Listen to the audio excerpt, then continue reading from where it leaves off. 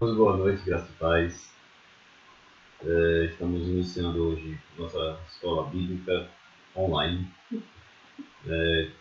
Estamos nos adaptando devido a toda essa emergência, mas graças a Deus estamos assim, colocando as coisas em ordem aos poucos, né?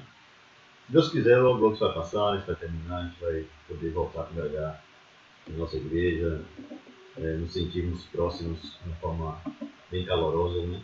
Como ar-condicionado, lógico, mas todos juntos, unidos em Cristo.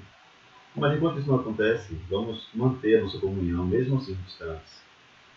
Quando o apóstolo Paulo escrevia suas cartas aos Coríntios, aos Efésios, aos Filipenses, ele não estava próximo. Na verdade, ele algumas vezes, algumas dessas comunidades ficaram anos sem ver o apóstolo Paulo. Aos Efésios, quando ele sai e ele se despede, ele fala aos irmãos: olha, não vou ver mais o rosto de vocês. E é depois dessas ocasiões que ele escreve suas cartas.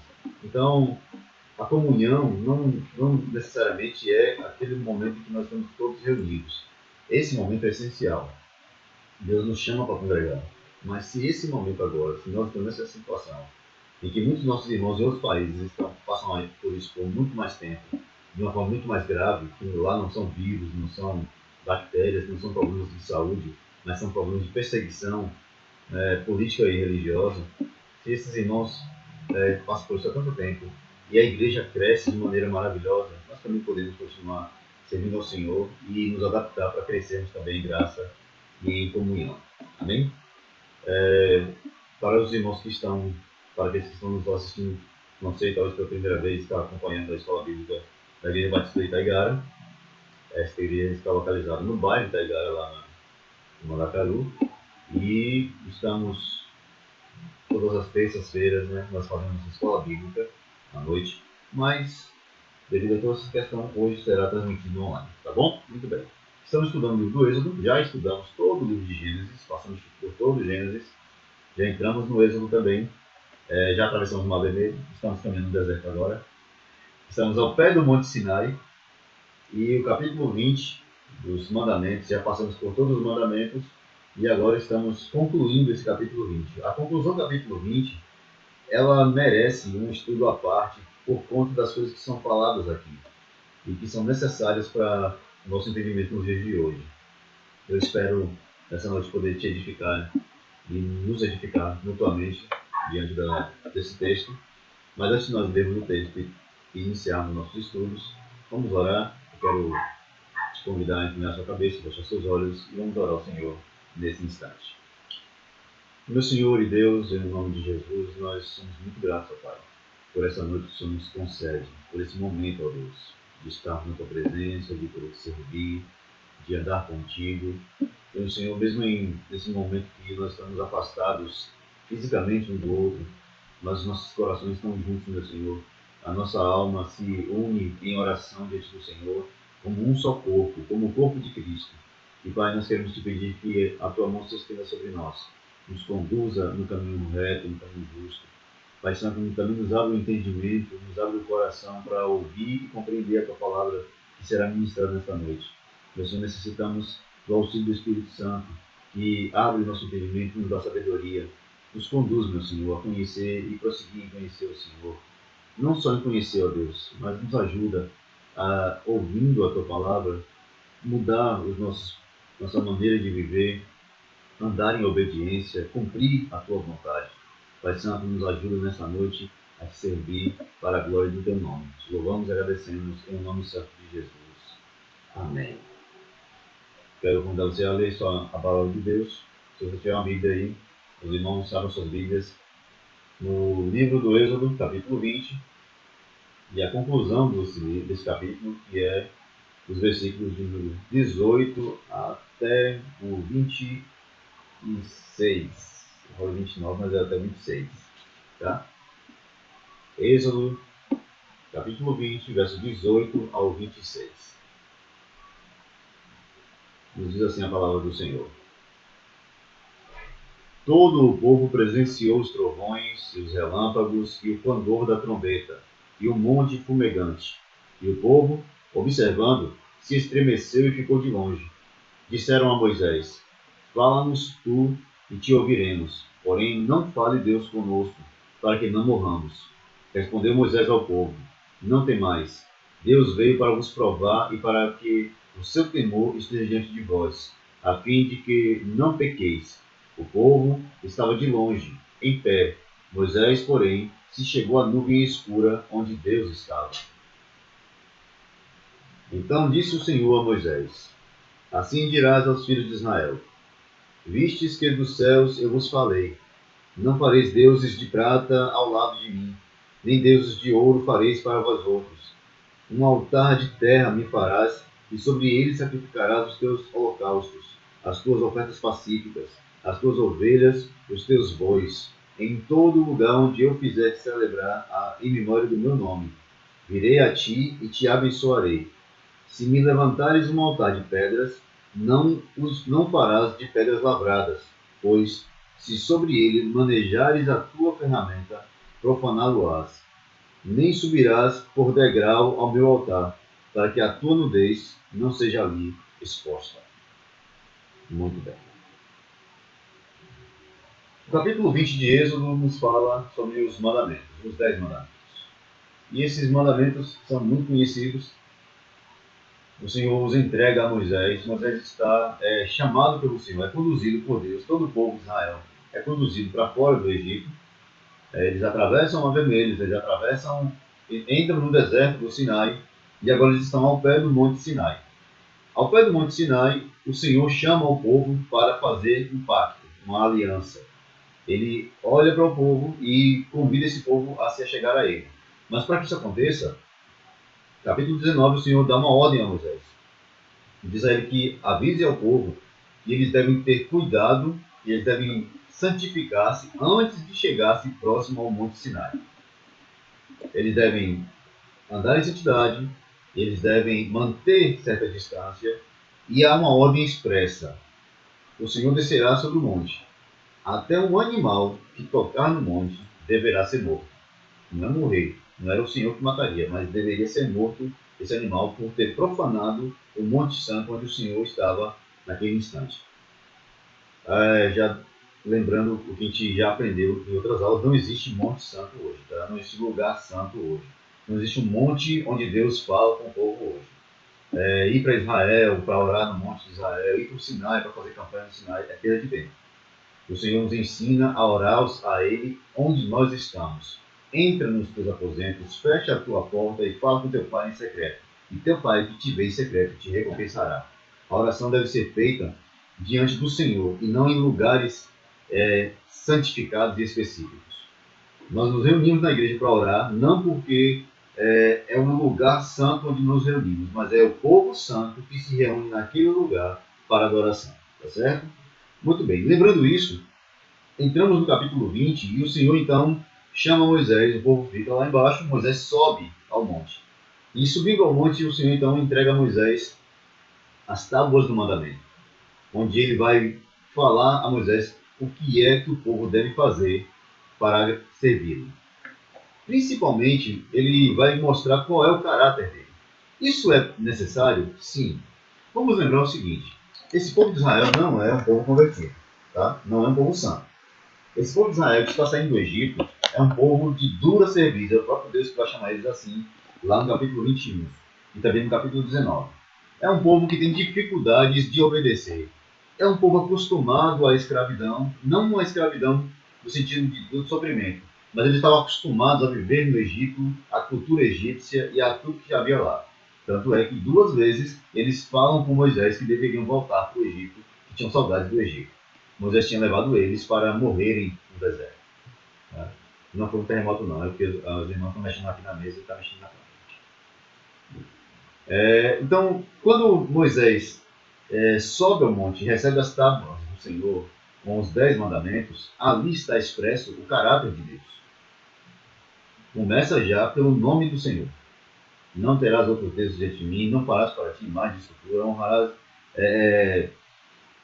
não farás imagem de escultura, nem que há no céu, nem que há na terra, nem debaixo da terra, não tomarás o nome do Senhor teu Deus em vão. Então, esses mandamentos demonstram o caráter absolutamente santo de Deus. Deus está fazendo uma demonstração de sua santidade e da sua glória para um povo que pela primeira vez irá ter contato com ele.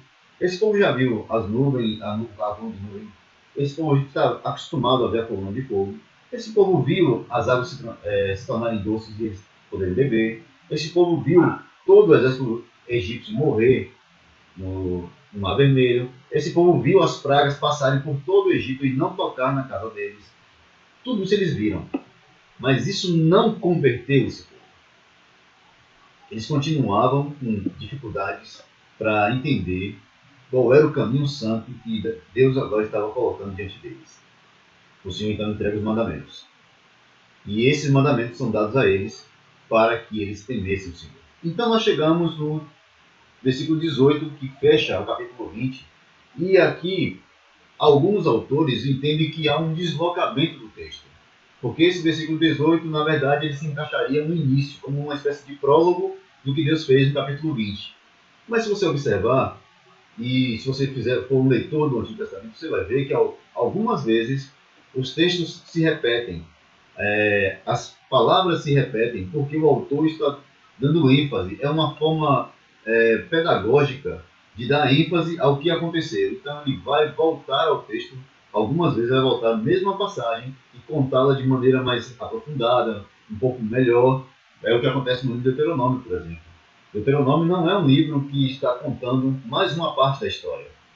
É claro que a parte final de Deuteronômio ela é inédita. É quando Moisés morre e Josué assume a liderança do povo. Porém, o livro de Deuteronômio é uma repetição. O próprio nome do livro, Deuteronômio, segunda lei ou repetição dessa lei. O Deuteronômio é uma repetição de tudo que foi feito. É um resumão que Moisés está fazendo para a geração que está entrando na Terra Prometida, que não é a mesma geração que saiu do Egito. É uma outra geração. O povo de Israel fica 40 anos andando nesse deserto do Sinai, e toda aquela geração morre, e outra geração vem, e é essa geração nova, que não atravessou o Mar Vermelho, que não comeu das codornizes, que não comeu do maná, que não viu nada disso, é essa geração que vai entrar na Terra Prometida. Então toda a história é repetida para eles. Então esse método de repetir os textos é um método hebraico. E a literatura hebraica, a literatura do Antigo Testamento vai fazer muito isso. Tá bom? Muito bem. No versículo 18, o texto começa dizendo o seguinte. Eu falo começa porque aqui há uma espécie de início de fala, né? Todo o povo presenciou os trovões e os relâmpagos e o clangor da trombeta. E o monte fumegava e o povo, observando, se estremeceu e ficou de longe. Bom, o verso 18, ele tem uma ligação clara e direta ao capítulo 19. No final do capítulo 19, quando o povo é chamado diante do monte, o monte está pegando fogo, está fumegando. A palavra fumegar não é de fogo no sentido que eles não viam fogo, mas eles viam fumaça. Havia fumaça saindo do monte, porque o próprio Deus estava descendo sobre o monte. Então o monte tremia e fumegava, saía muita fumaça do monte. O povo via tudo isso. Também havia trovões e relâmpagos, e o povo também estava vendo tudo isso. Esse povo que está vendo tudo isso, que observa tudo isso, chama Moisés e diz a Moisés: Moisés, fala-nos tu e te ouviremos, porém não fale Deus conosco, para que não morramos. Bom, aqui a gente precisa fazer algumas observações. É a primeira vez, desde Gênesis, desde lá do Éden, que Deus vai falar diretamente com o homem, de forma presencial, gloriosa, poderosa. Lá no Éden, Adão e Eva tinham isso como algo normal. A presença de Deus era uma presença maravilhosa. A presença de Deus no jardim, o fato de Deus vir no final da tarde, na viração do dia, para estar com eles, era maravilhoso para eles. Eles tinham isso de uma forma natural. Deus falava com Adão e Eva e eles conversavam e eles mantinham plena comunhão. A partir do momento que entra o pecado no mundo, a partir do momento que Adão e Eva pecam, essa relação é quebrada. Então, Deus vem no final do dia e agora Adão e Eva se escondem. Por que eles se escondem? Porque há um pecado aqui. A partir do momento que o pecado entra, há um rompimento. O livro de Isaías, capítulo 55, Isaías lembra ao povo que Deus não está com suas mãos encolhidas para que não possa salvar, nem seus ouvidos agravados para que não possa ouvir, mas os vossos pecados, são os vossos pecados que fazem separação entre vós e Deus. Separa. Entre o homem e Deus, o pecado separa. Essa separação entre Deus e o homem por causa do pecado gera uma inimizade. A partir desse momento, Deus e os homens estão separados. O Senhor não pode ter comunhão com esse homem da mesma maneira que tinha no Éden, porque esse homem agora está em pecado. E Deus não suporta o pecado. Deus não alivia o pecado. O pecado diante do Senhor, ele é destruído. E aqui, deixa eu lhe falar uma coisa. Não existe separação entre pecado e pecador. Porque Deus ama o pecador, mas aborrece o pecado. Deus ama o homem, mas ele odeia tanto o pecador quanto o pecado. O ódio, não existe essa coisa. Não, porque foi uma coisa em mim que pecou. Não existe uma coisa em mim que peca. Nós pecamos. E a partir do momento que nós pecamos, somos nós que somos responsáveis. Não tenha essa ideia em você de que você não é um pecador, logo você não tem o que temer porque Deus é misericordioso. Você é pecador, nós somos pecadores. E o pecado está em nós. Então, assim, não existe essa coisa de, não, Deus me ama porque ele sabe que todo mundo é pecador. Deus não suporta pecado nem pecadores. O pecador e o pecado devem ser exterminados da presença do Senhor. É por isso que Deus, então, expulsa Adão e Eva do paraíso, da presença dele. Já não mais terão comunhão com ele, para que não morram. Aqui acontece, o povo de Israel é lembrado disso. Depois de tanto tempo, passado tantos anos, o povo de Israel é lembrado disso, de que não há possibilidade de pecadores terem comunhão com Deus de maneira santa, justa e boa, aceitável, se ele não vier com misericórdia sobre esse povo. Esse povo de Israel temia e tremia ao pé do monte por causa da ordem do Senhor. Se até um animal tocar o monte, deverá ser morto. Ora, se um animal inocente que sobe desavisadamente ao monte do Senhor, toca o pé do monte onde o Senhor está, se esse animal deve ser morto, que dirá eu que peco conscientemente? Qual é a minha situação? Se eu que peco sabendo o que eu estou fazendo, conhecendo a Deus, como esse povo conhecia aqui, sabia quem era o Senhor, por que eles temem chegar ao monte? Porque eles sabem, ora, se o animal não tocou, como é que eu vou chegar diante de Deus? O Senhor terrível vem na sua glória, vem na sua onipotência, no seu imenso poder, desce sobre o monte estremece. A gente pode lembrar aí o cântico do salmista. O Senhor desceu sobre o monte e os montes se derreteram, as águas se perturbaram. A entrada do Criador no meio da criação faz com que a natureza se mova e se comova.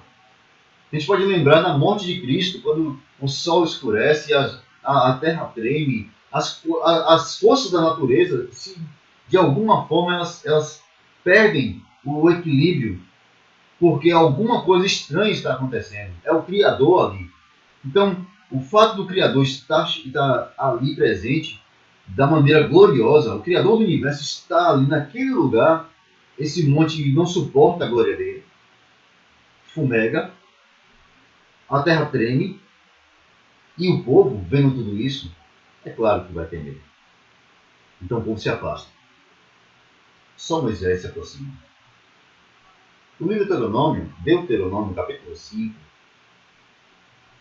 se eu não me engano, a partir do verso número 30, um pouquinho antes, mas principalmente no verso 30, Moisés conta de novo essa história. Lembra que eu falei que Deuteronômio é Moisés contando de novo a história de tudo que aconteceu para a nova geração de Israel que está próximo a entrar na Terra Prometida. quando ele conta essa história para o povo, aquela geração, eles dizem, olha, os vossos anciãos vieram a mim e me disseram, os cabeças, Moisés, não vamos diante do Senhor. Sobe você, fale com o Senhor você. O Senhor fala contigo e você fala com a gente, mas nós não vamos ouvir mais Deus falar conosco, porque nós tememos. O povo tinha medo, porque sabia que o Deus justo, que não considera o culpado inocente, que não alivia sobre o pecador, o Deus Todo-Poderoso, estava ali. Sabendo disso, e sabendo que Moisés era o eleito de Deus, o escolhido do Senhor, justificado para aquela ação, para aquele momento, ele diz, Moisés, sobe tu e fala com o Senhor, nós ficaremos de longe. E eles voltam para suas casas. Aqui no livro de Êxodo não diz isso. Mas, se você for lá para Deuteronômio capítulo 5, você vai ver que eles voltam para suas casas, eles entram em suas tendas e eles ficam lá, aguardando Moisés descer do monte, onde ele permanece por 40 dias falando com o Senhor. Então, há um temor diante da glória de Deus. Aqui eu preciso fazer algumas observações. A primeira delas, eu vejo muita gente soberba por aí, falando coisas que não deveria. Se você é um desses, cuidado. Se você faz por não entender isso, então eu te aconselho a mudar a sua maneira de tratar isso. A presença de Deus. Há muitas pessoas que agem como se e clamam pela presença gloriosa de Deus, clamam pelo fogo do Senhor sobre nós e não percebem o que estão fazendo. Não compreendem o que estão pedindo. Quando Deus desce sobre o monte, quando o Senhor vem sobre a natureza, quando a manifestação quando Deus se manifesta no meio da criação, perceba que as coisas que acontecem são coisas extraordinárias. Então nós não temos condição de permanecer diante de um Deus tão terrível. Esse momento aqui que nós estamos no Êxodo, que estamos falando aqui desse texto especificamente, eu vou chegar no Novo Testamento, mas por enquanto eu quero te mostrar a grandiosidade da glória de Deus, a santidade desse Deus, a justiça que há nele, que não anula a sua misericórdia. Deus é misericordioso sim, mas isso não anula a sua justiça também não. Nós não sabemos o que é amor, nós não sabemos o que é misericórdia, a gente age por paixão, por pietismo. Deus não é pietista. Deus não tem essa coisa de passar a mão sobre as pessoas, de tudo está tudo bem, é assim mesmo, cada um faz o que pensa. A lei do Senhor foi dada e ele agora exige que ela seja obedecida. E diante de Deus, diante dele, só permanecem aqueles que são obedientes à sua regra. Aí, então, ele mostra quem ele é para o povo e diz, olha, viram as minhas regras, agora olhem quem eu sou. E o povo estremece, treme e diz, Moisés, fale tu com Deus e não nós. Respondeu Moisés ao povo. Versículo número 20. Não temais. Deus veio para vos provar e para que o seu temor esteja diante de vós, a fim de que não pequeis. Ou seja, qual é o propósito de Deus fazer isso? Assustar o povo? Vou dar um susto nesse povo aí, vou mostrar para eles quem sou eu. Vou tocar terror, né, pessoal. Não, qual é o propósito de Deus aqui? É mostrar ao povo de Israel que ele não é uma entidade do Egito. Ele não é como uma entidade que você paga promessa, você dá uma dádiva, você leva alguma coisa, você dá um presente, você compra e recebe aquilo que você comprou em troca de coisas que você dá. Deus não é uma entidade que você pode comprar com seu dízimo, com sua oferta, com suas coisas que você faz. Ele não está dentro da sua condição de bajulação, de corrupção. Não, o Senhor não é corruptível, Ele não está no nosso nível, Ele não se vende por coisas que nós podemos dar a Ele, porque tudo lhe pertence.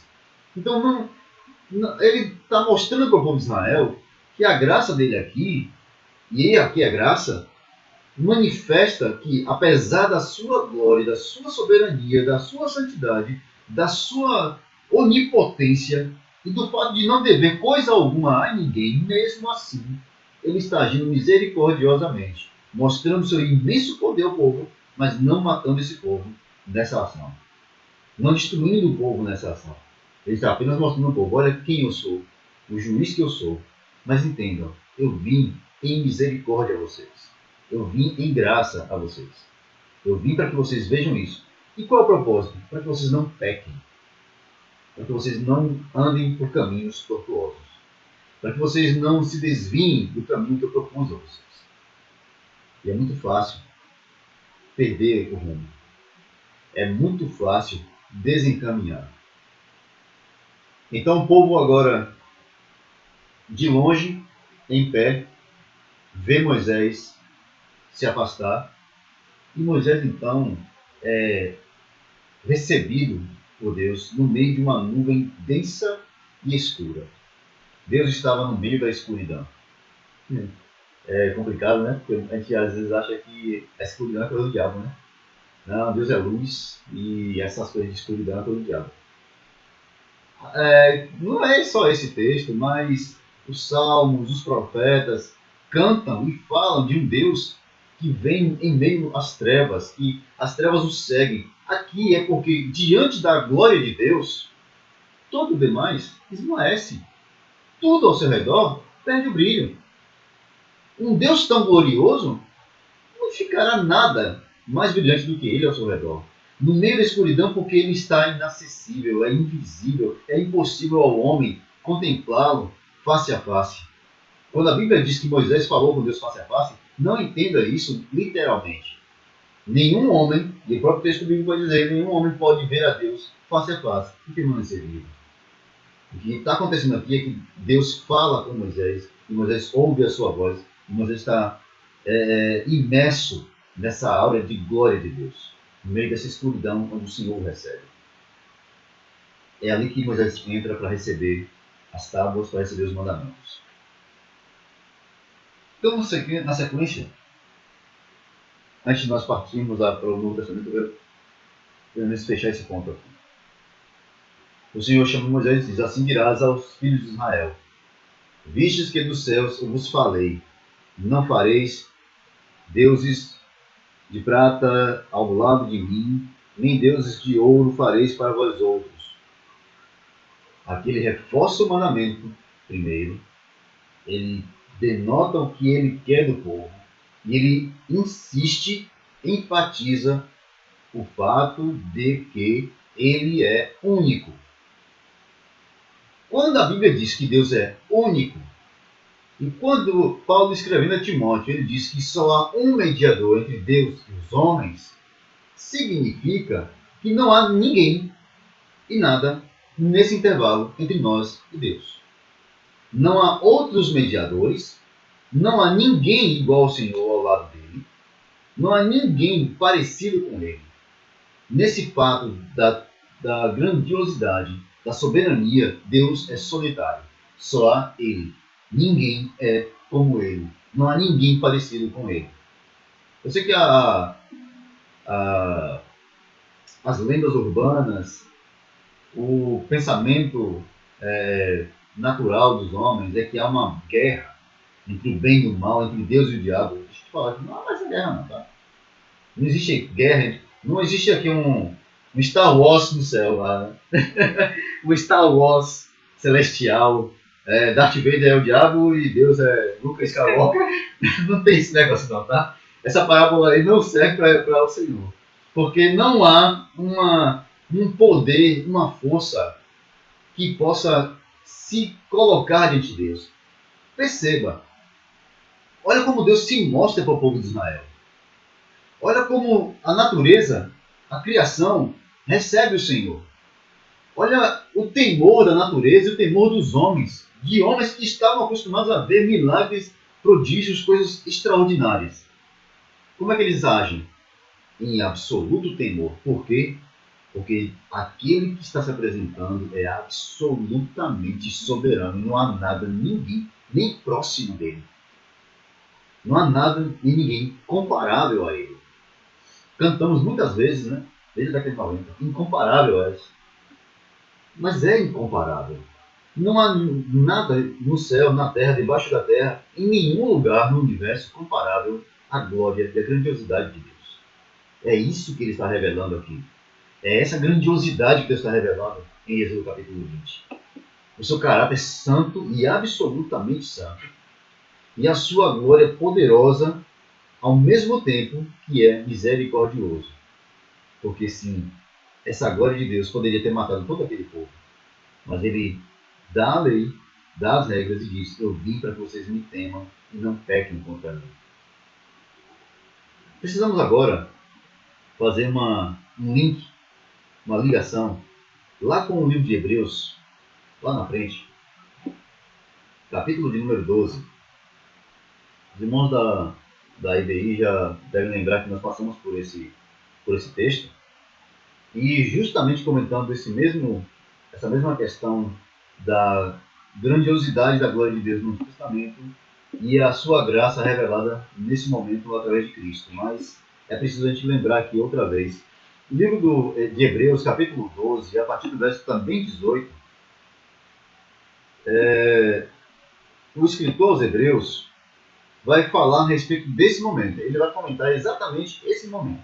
Tá? Eu vou ler para que você, talvez não sei você, onde você está, você pode acompanhar a leitura, então eu vou ler com você aqui.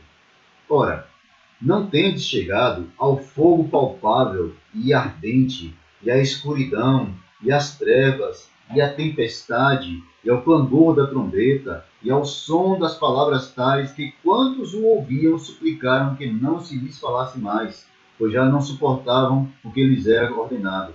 Até um animal, se tocar o monte, será apedrejado. Na verdade, de tal modo era horrível o espetáculo que Moisés disse: sinto-me aterrado e trêmulo. Mas tendes chegado ao monte Sião, e à cidade do Deus vivo, a Jerusalém celestial, e a incontáveis hostes de anjos, e à universal assembleia, e igreja dos primogênitos, arrolados nos céus, e a Deus, o juiz de todos, e aos espíritos dos justos aperfeiçoados, e a Jesus, o mediador da nova aliança, e ao sangue da aspersão, que fala coisas superiores ao que fala o próprio Abel. Esse texto denota a mudança, o propósito final do Senhor. Deus, lá em Êxodo capítulo 20, está anunciando a sua glória, o seu poder, quem ele é e sua lei.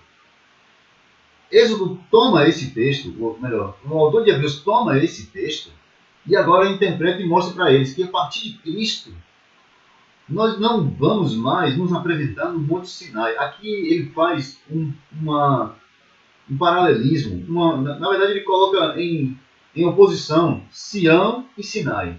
O Monte Sinai, que é o monte onde há o Deus Todo-Poderoso descendo, e o monte arde, o monte estremece, e há trevas, e há clamor de trombetas, um grande grito de trombetas, e o povo se aterra e se estremece e morre de medo. E até o próprio Moisés diz: estou aterrado e tremendo de medo, diante da visão gloriosa. Ele pega esse Monte Sinai e coloca agora em oposição, ou melhor, em contraste. Oposição não, mas em contraste com o Monte Sião. Pega o Sinai e coloca em contraste com o Monte Sião. Qual é o Monte Sião? Eu fiquei muito curioso uma época, porque eu sabia que existiam muitas falas do Monte Sião, e eu não sabia o que era o Monte Sião. Porque o Monte Sião não existe na geografia assim, bíblica. Você procura o Monte Sião e você não vê onde é esse Monte Sião.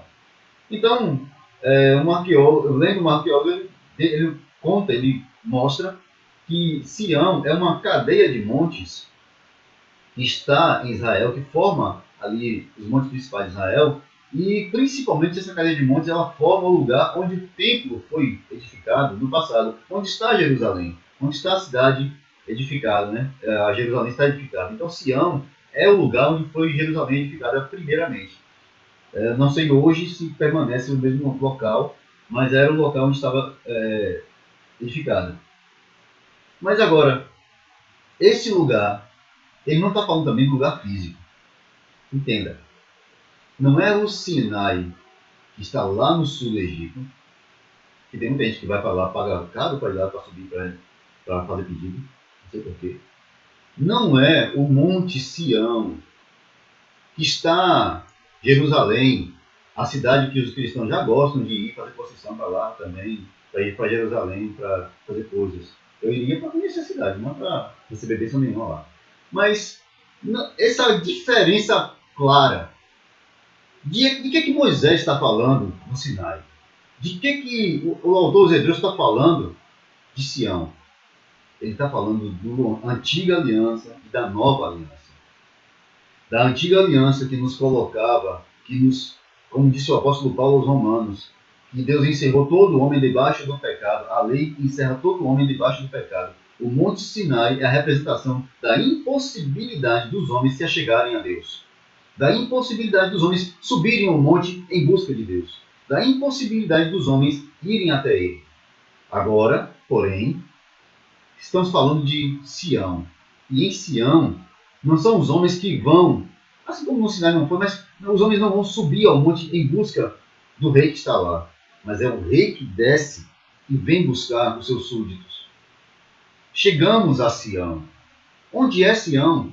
Sião é o lugar santo, a igreja invisível, o corpo invisível de Cristo. É Cristo, é o Senhor juntando o seu povo, chamado de igreja. É esse povo reunido de todos os lugares, de toda raça, tribo, língua, nação, povos, de todos os cantos do mundo. Pessoas que foram chamadas por Cristo, transformadas pelo Espírito Santo, são a habitação de Deus e que se reúnem de longe ou de perto em glória e exaltação a Ele, em serviço a Ele. Esse povo todo espalhado um dia se juntará. E esse ajuntamento é o ajuntamento de Sião. É isso que o autor dos Hebreus está dizendo. Vocês chegaram a Sião, vocês não estão indo para o Sinai. Vocês estão chegando ao lugar onde... Olha o que ele fala sobre esse lugar. A cidade do Deus vivo. Sim, é o mesmo Deus vivo, sim, é o mesmo lá do Sinai. Porém, agora é o Deus vivo que nos recebe. Por que ele não recebe agora? Porque agora nós passamos por Cristo para chegar a Ele. Porque agora tem um mediador perfeito. Porque agora não há uma ira de Deus sobre nós. Porque agora o monte não estremece. Porque agora é graça. Porque agora é misericórdia. Chegamos à cidade do Deus vivo, a Jerusalém celestial. E o apóstolo Paulo vai falar lá em Filipenses, capítulo 3, verso 20. Nossa cidade não é aqui. Nós aguardamos a nossa cidade, que virá dos céus. Da mesma forma que em Apocalipse diz, olha, vejam a cidade santa, que desce como uma noiva adereçada para o seu esposo. Nós aguardamos a nova Jerusalém. Não essa Jerusalém que existe agora. A nova Jerusalém, a cidade santa, a Jerusalém celestial, a incontáveis hostes de anjos.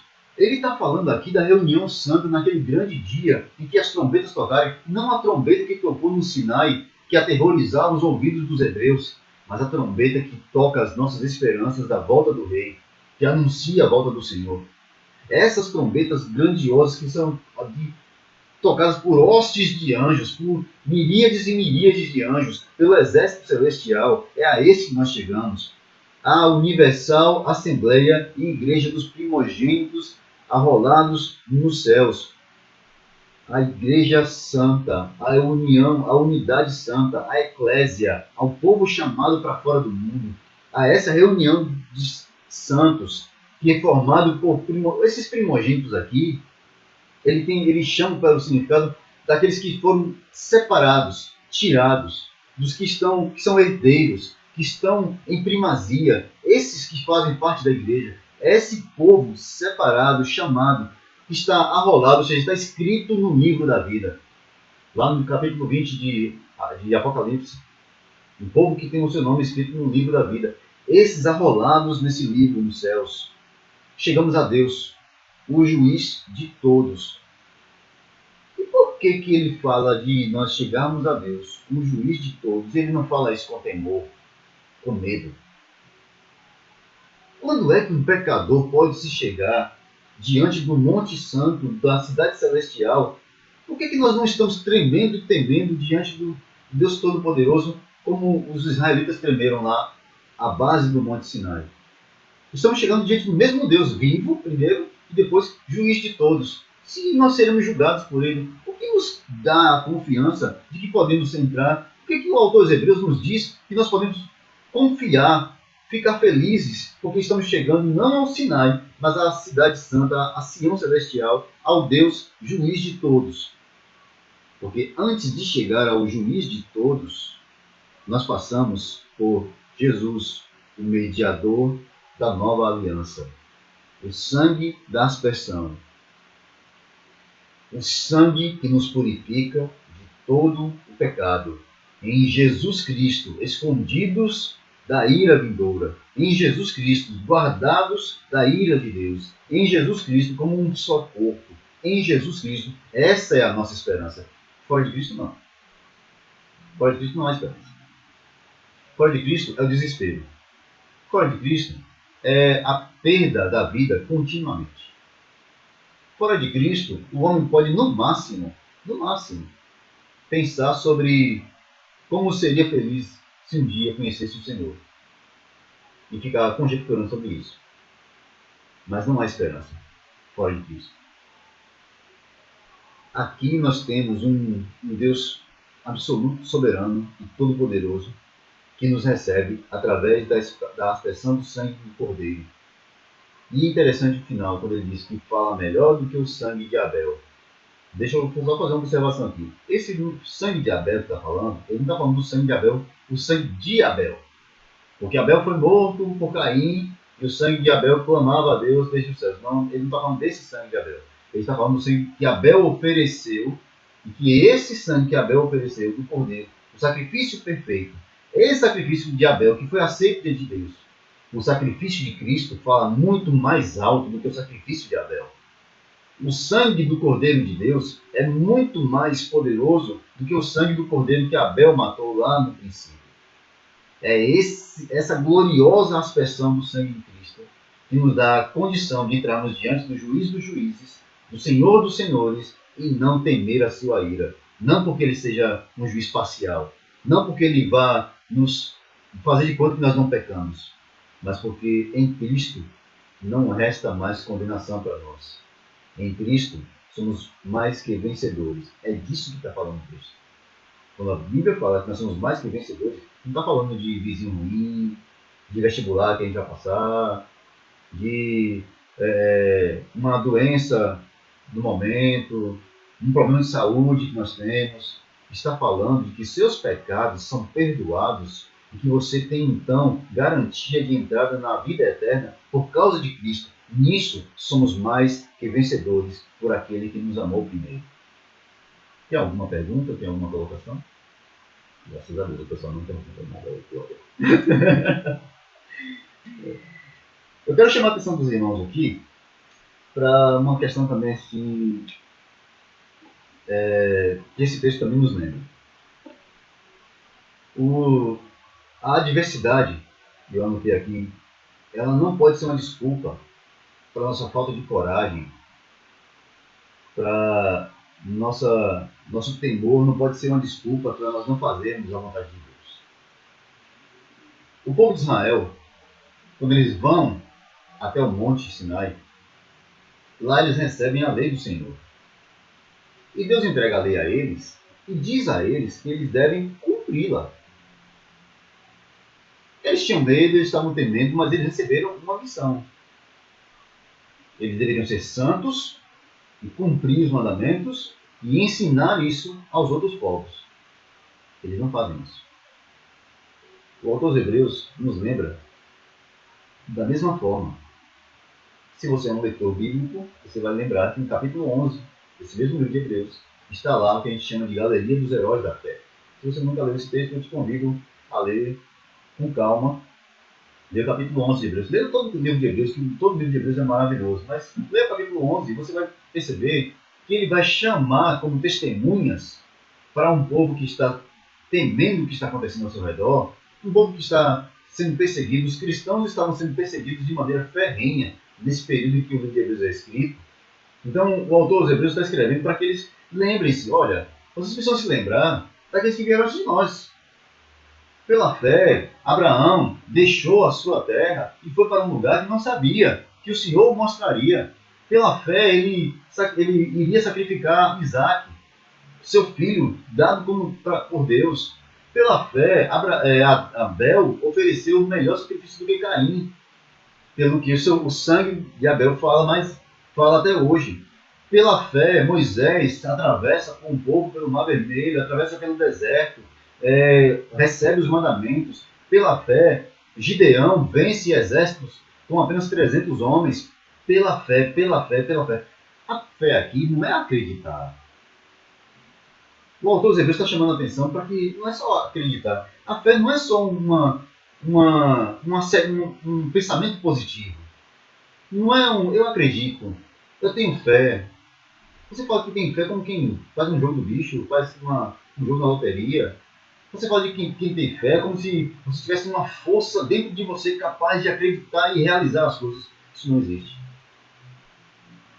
A fé é confiança.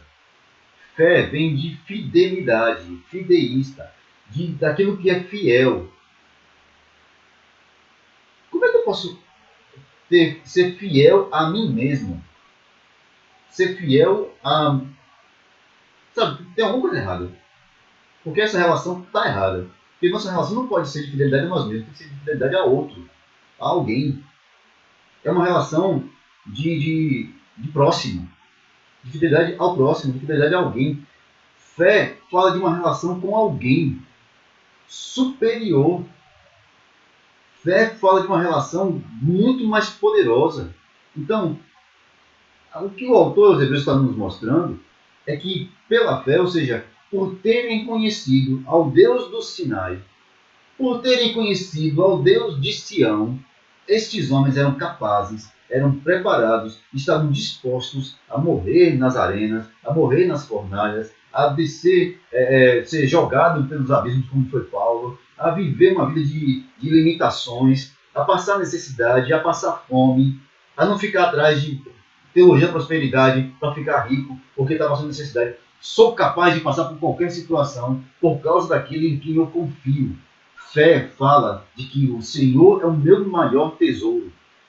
Fé é confiança no Deus que pode todas as coisas. Fé é essa confiança. E quando há essa confiança, aí então nós entendemos a relação de Sinai e Sião. Em Sião, meu coração está tranquilo.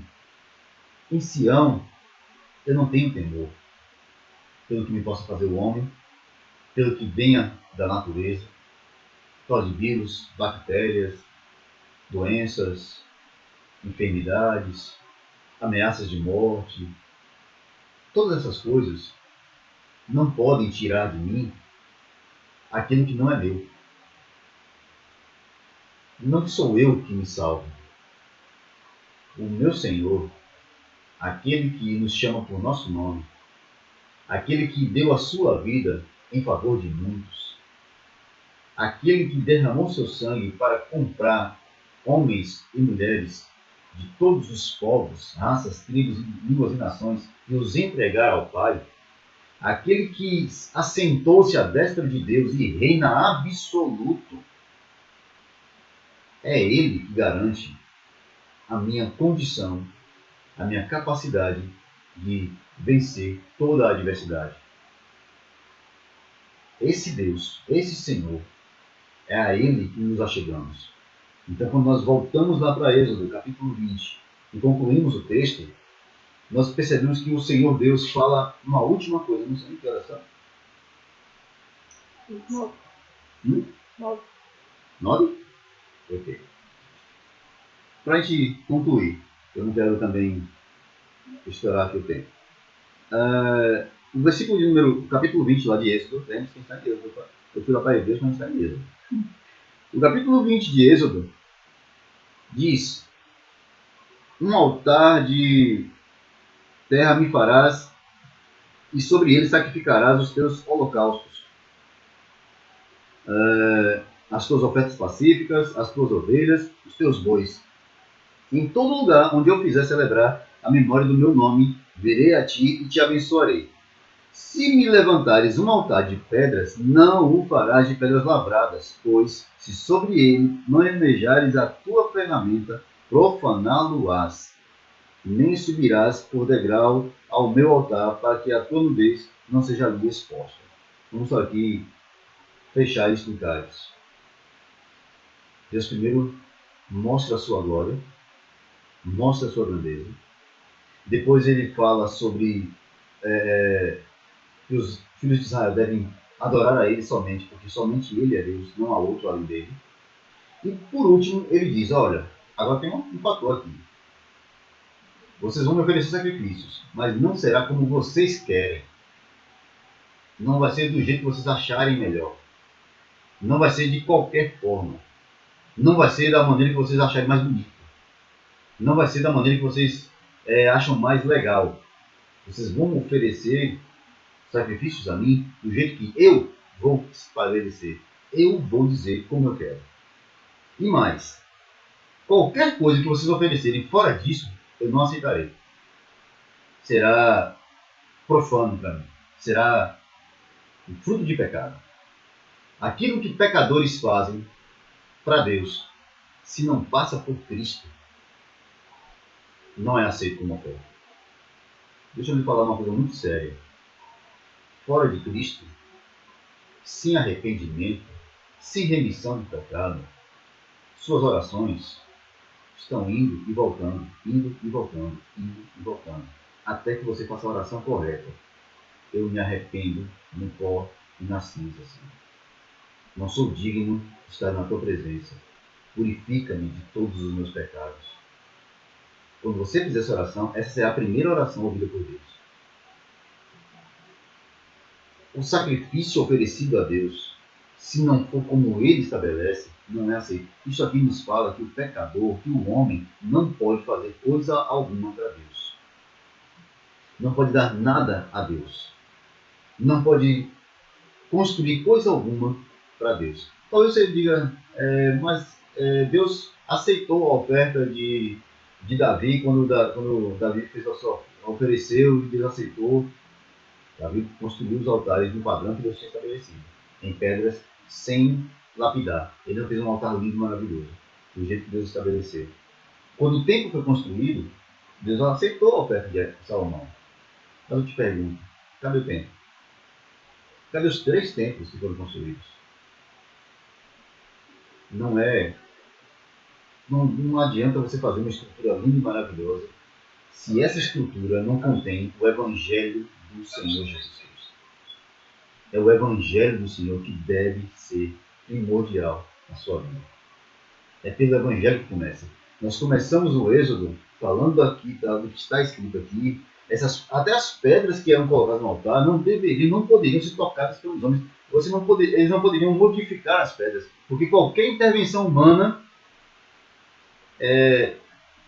tira a possibilidade desse sacrifício ser aceito. Quebra o sacrifício. O sacrifício perfeito foi oferecido por Cristo, porque nós não podemos oferecer nenhum sacrifício a Deus. Nada. Não temos nada a oferecer. O que nós temos que fazer é arrepender-nos e crede no Evangelho. É isso que temos que fazer. Diante de um Deus tão poderoso, é o que nós precisamos fazer. Mas e se eu já me arrependi? Se eu já creio em Cristo? Se eu já sirvo a Ele? Se eu já ando na presença dEle? Guarde o teu temor. Guarde o seu coração em temor a Deus. Cuidado com a maneira como você conduz a sua vida. Coisas que o apóstolo Paulo nomeia como os frutos do Espírito e as obras da carne. Essas obras da carne são coisas que estão na natureza do homem pecador. Lute, ore, peça a Deus que o Espírito Santo frutifique em você, para que as obras da carne sejam cada vez mais aniquiladas na tua vida. Que Deus nos abençoe, que o Espírito Santo nos ajude.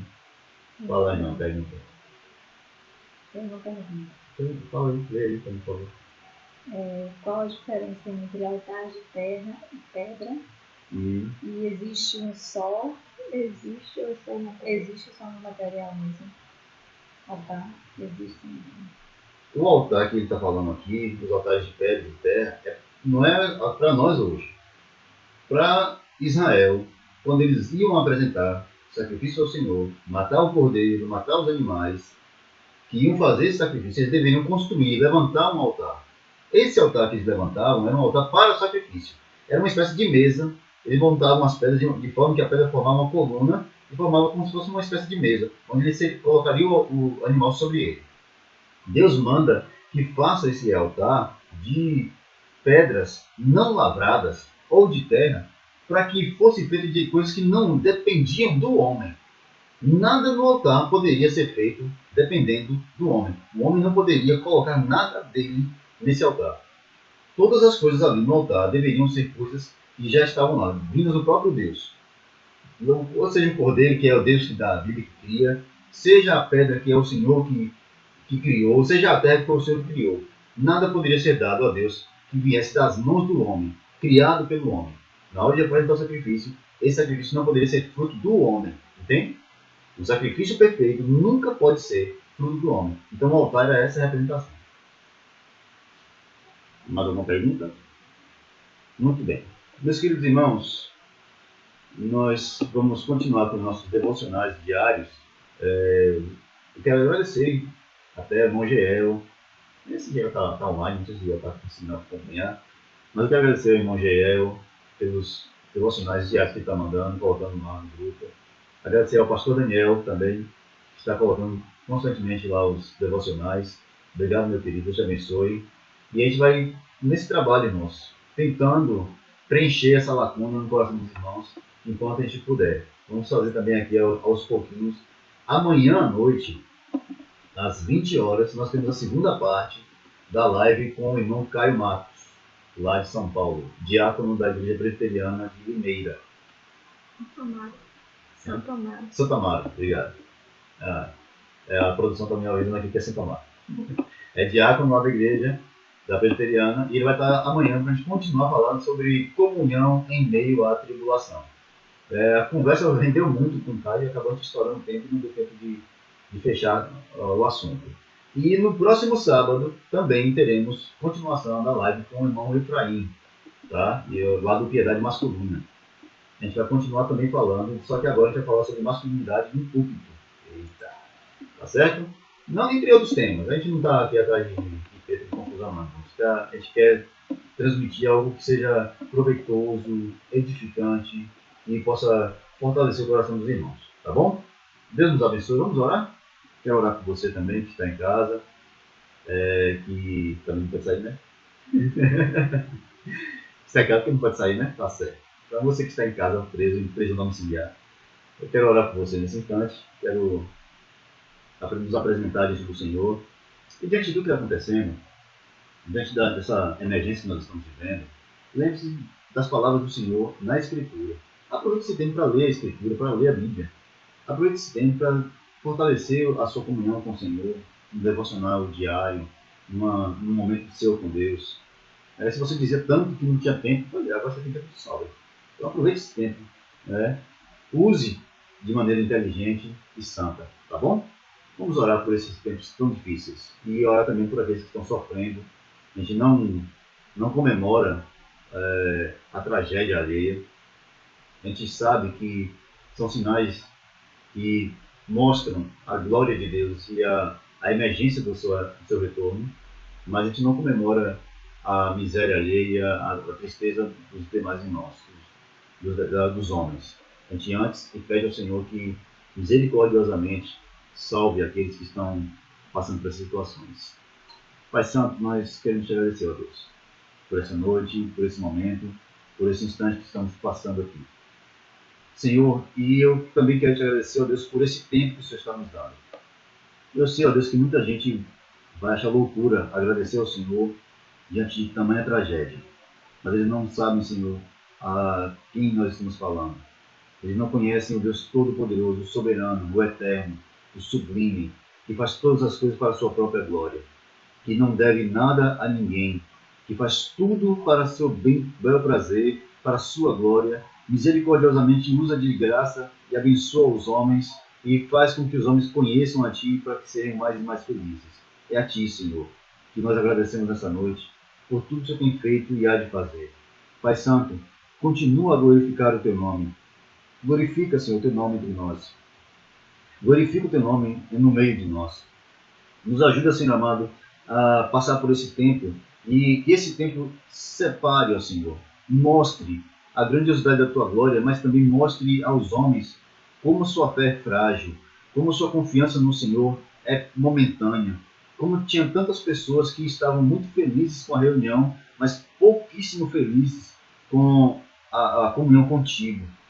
Tantas pessoas, meu Senhor, que tinham comunhão na igreja, mas não tinham nenhuma comunhão contigo pessoalmente, na solidão.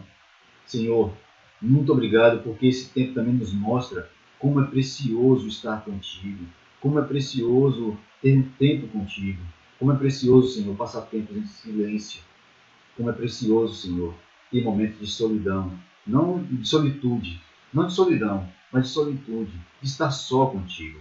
Pai amado, muito obrigado, ó Deus. Te peço, meu Senhor, que as Tuas mãos, como sempre, ó Senhor, misericordiosamente se estendam sobre aqueles que estão sofrendo agora, Pai. Senhor, eu sei que nosso sofrimento, as nossas culpas, as nossas dores, são todas causas dos nossos próprios erros. De que se queixa o homem, queixe-se dos seus próprios pecados. Eu sei, ó Deus, que os homens, muitas pessoas, estão questionando a Tua autoridade, a Tua soberania e até o Teu amor agora, Senhor, porque estão passando por essas coisas. Mas eu sei, ó Deus, que muitos desses nunca questionaram onde o Senhor estava antes de tudo isso. Nunca se perguntaram onde o Senhor estava antes de passar por essas situações. Enquanto o homem vive na fartura e na felicidade, não se lembra do Senhor. Ó Deus, em nome de Jesus, que esse tempo seja um tempo de conversão, de transformação, de arrependimento, de os homens voltarem-se para si mesmos e verem a sua miséria, de verem seus corações presos a um lamaçal de pecados, e que eles sejam libertos por Ti, meu Senhor, para a glória do Teu nome. Pai Santo, abençoa aqueles que agora se colocam diante do Senhor, que agora oram juntamente conosco, aqueles que estão reunidos em seus lares, aqueles que estão reunidos também, Senhor amado, orando ao Senhor nos hospitais, nas enfermarias. Meu Senhor, os Teus filhos que trabalham agora no setor de saúde, que estão diante dessas situações todas, que estão trabalhando em lugares muito perigosos agora. Senhor, que as Tuas mãos santas use os Teus filhos como instrumento da Tua graça. Nos abençoa, nos fortalece, nos enche do Teu Espírito Santo para passar por tudo isso. Cremos, meu Senhor, que em Ti somos mais que vencedores por aquele que nos amou primeiro. Te agradecemos por tudo, em nome santo de Jesus. Amém. Deus abençoe os irmãos, uma boa noite e fiquem em paz.